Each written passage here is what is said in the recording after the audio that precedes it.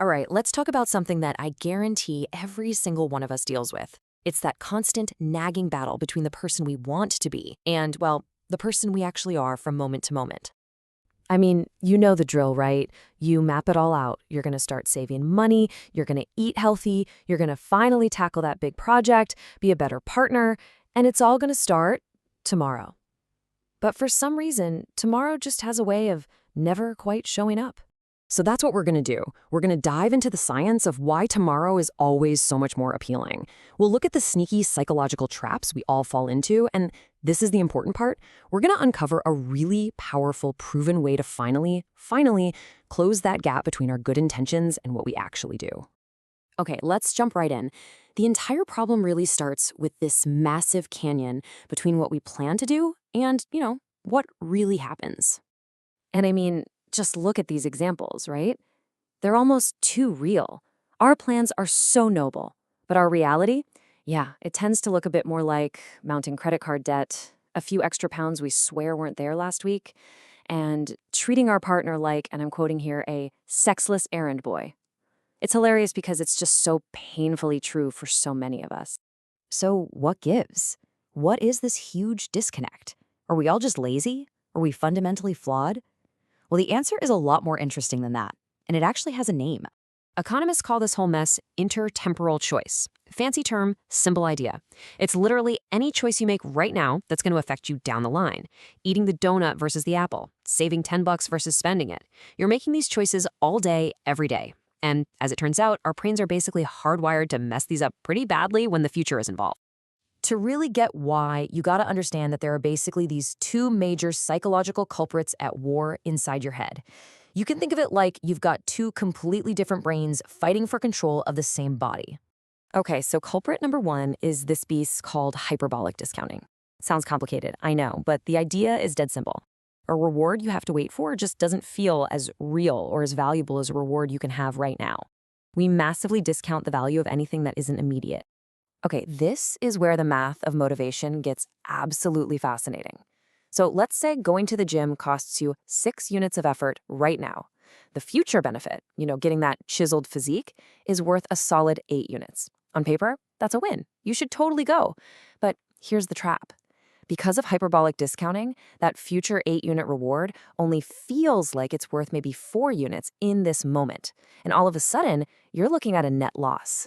This simple, flawed calculation is exactly why happy hour wins out over the gym time and time again. Now, if that's culprit number one, culprit number two is maybe even sneakier. It's called the hot-cold empathy gap. And what this means is that we are just terrible at predicting how we're going to act in the future. When we're calm and rational, that's our cold state, we make all these sensible plans. We're convinced our future self will be just as logical, but we completely forget what it's like to be in a hot state. When we're hungry or angry or tired or craving something. And George Lowenstein, the economist who actually came up with this term, he put it perfectly. We just can't connect with how powerful those hot states are when we're not in them. We have a massive empathy gap, even for our own future selves. I mean, we've all lived this, right? This is the classic example. The cold state you, planning your night out, is a paragon of virtue. 1 drink, maybe 2, home by 10.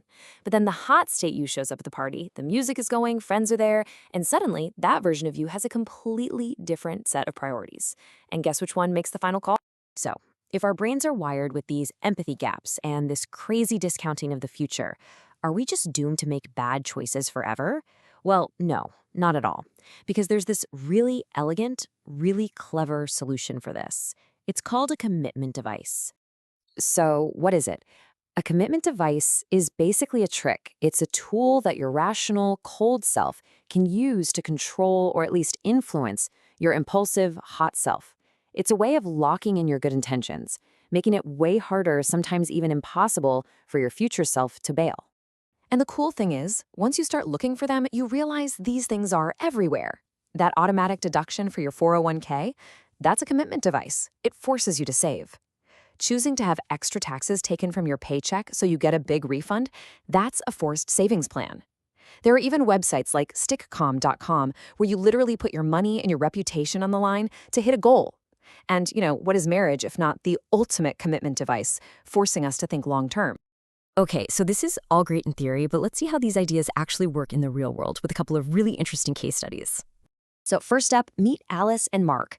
Mark is having a truly awful month. The kids are sick, work is a nightmare, his mom is ailing, and he's carrying most of the weight. Now, Alice knows she should be stepping up to help, but she just keeps putting it off. This is hyperbolic discounting in action. This chart really breaks down what's happening in Alice's head, even if she doesn't realize it. The actual value of taking the kids to hockey is huge. A happy husband, a stronger marriage, it's a clear net positive. But that's not how it feels. The immediate reward of a fun, relaxing weekend with her friends feels enormous, while the future reward of Mark being happy feels distant. So she discounts its value and goes for the instant gratification.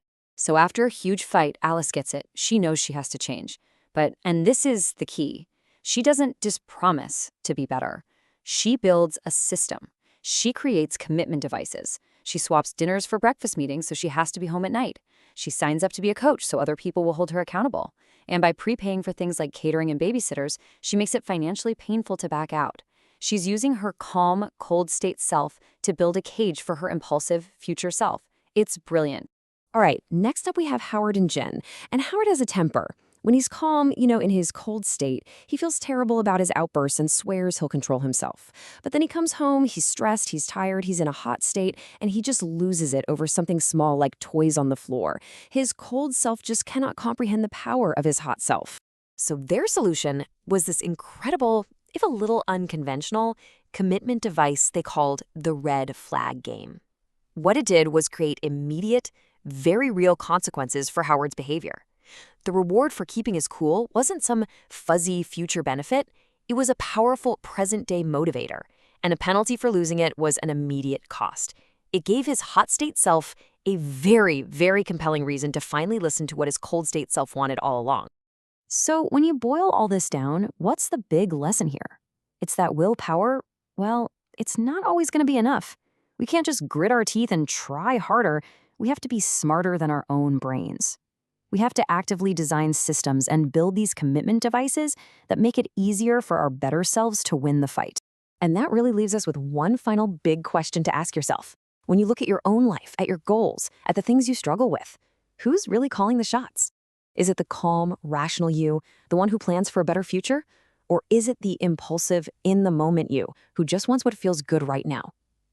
The choice, and now the tools to make that choice, are yours.